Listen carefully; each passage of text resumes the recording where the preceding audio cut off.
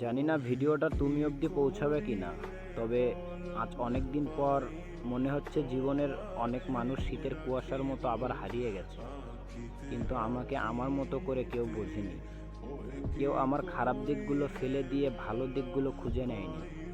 আমি কি চাই তা পেলেই আমি খুশি হব, এই কথা কেউ জানতে চায়নি।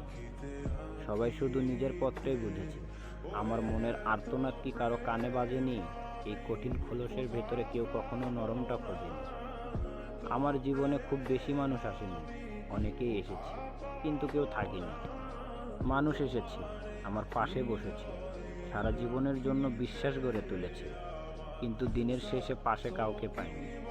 সময়ের সাথে বদলে গেছি। আমি যখন চলে গেলাম, তখন কি কেউ ভাবেনি যে আমার জন্য সবকিছু একটা বিভ্রম ছিল?